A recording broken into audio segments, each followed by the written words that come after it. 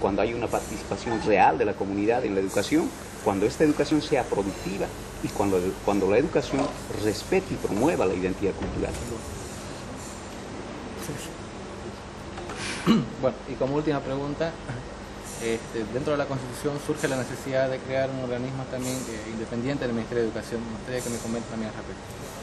Evidentemente, el artículo 89 de la Constitución Política del Estado nos habla de que este nuevo Estado plurinacional tiene que contar con una entidad encargada de hacer el seguimiento, la medición, la evaluación y la acreditación de la calidad educativa en todo el sistema educativo. En ese entendido, el Observatorio de la Calidad Educativa se constituye en esa institución que tendría que darle funcionalidad, que tendría que operativizar ese artículo, el artículo 89 de la Constitución. Entiendo también que el nuevo proyecto de ley de educación contempla un artículo, si no me equivoco es el artículo 91, donde habla de que el sistema educativo como tal tiene que contar con una instancia encargada de hacer seguimiento y evaluación de la calidad educativa. En ese entendido, pues uno de los objetivos también de este encuentro nacional es imaginarnos juntamente con todos los actores en cuál sería la estructura de esa nueva institución y el rol que debe desempeñar esa nueva institución. Estamos seguros de algo, que esto no simplemente será un observatorio, una instancia que estará ahí mirando desde arriba cómo marcha la educación, sino en una participación horizontal, real, plena, con todos los actores, hacer de la calidad educativa una preocupación, un trabajo constante entre todos. Entonces, definitivamente, creo que este evento, por las características y por la importancia, creo que es un evento muy importante y muy pertinente y oportuno, además, para este momento histórico que está viviendo el país y la educación en nuestro país. Bueno, muchas gracias. Bueno. ¿Listo? Vamos. Bueno, entendemos que este evento de lo que se trata es de que en el marco de la nueva Constitución se habla de una nueva calidad educativa y en su caso particular se habla de la interculturalidad. ¿Podría explicarnos de qué se trata? Yo creo que este evento es fundamental, ¿no? Porque creo que todo el mundo en Bolivia espera que los nuevos cambios tengan una capacidad de mejorar lo que antes había, ¿no? En ese sentido, la idea de calidad es fundamental, es decir, no se trata de retroceder, sino de avanzar, y en ese sentido, discutir qué es la calidad, cómo se puede plantear la calidad en un contexto de Estado plurinacional, me parece que es un tema fundamental.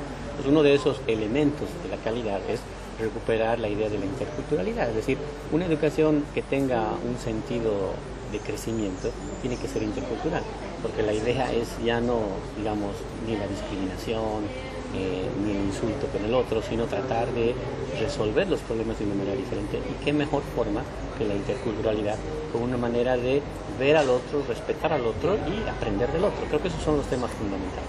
Bien, entiendo que el tema es a veces complejo, pero aquí se ha armado mucha polémica acerca de si debería estudiarse o no a fondo las culturas de otras regiones, ¿no? Del mismo país, pero de otras regiones, o idiomas nativos, digamos, pero también de otras regiones que sean del mismo país. ¿Qué opinas? Yo creo que eso es fundamental, ¿no? Es decir, un Estado plurinacional supone que la diversidad cultural tenga que incluirse como parte de lo común.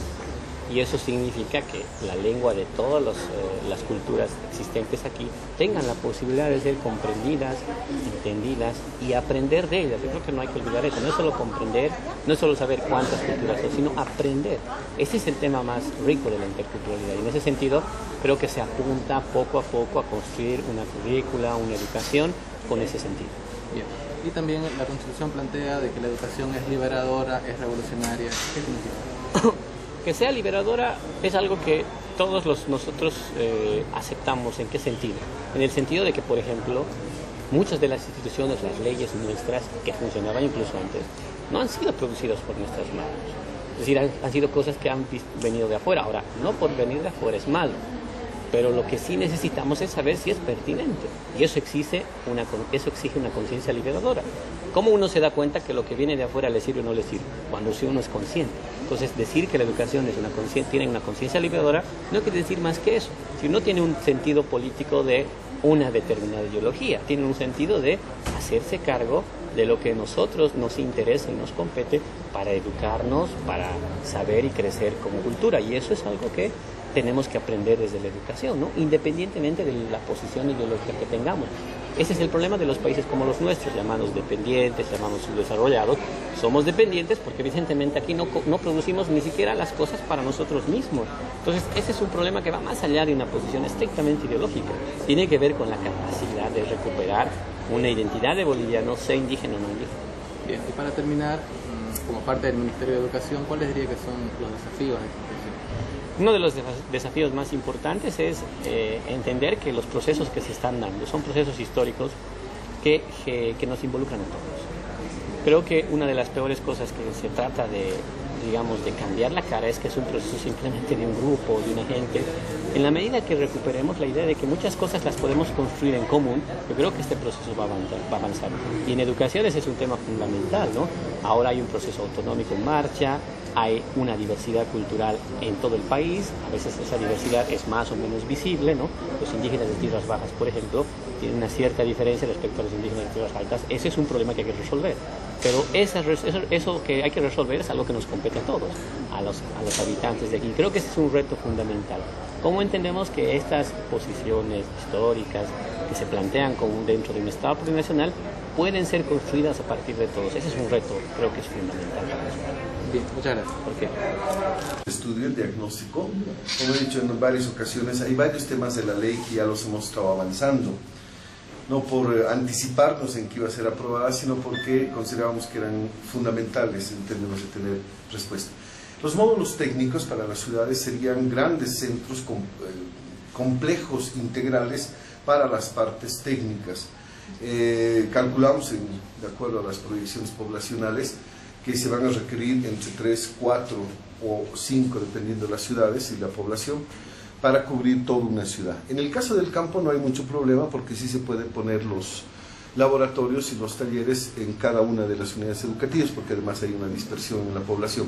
Por lo tanto, es un tema que ya hemos iniciado en un estudio que Cooperación Internacional nos ha apoyado y financiado, y ahí se va a determinar cuánto se necesita para hacer distribuciones poblacionales, distritales, etc. Ministro, en el tema de la ley Avelino Ziñani, maestros han vaticinado el fracaso de esta ley. ¿Cómo se va a hacer para que una vez que se aplique esta ley pueda ser cumplida? Porque ya lo que los maestros quieren oponerse, especialmente el Ministerio Urbano de la Paz. Hay un aspecto que es importante informarlo. El día viernes hemos estado con la Confederación de Maestros Urbanos y sus federaciones departamentales.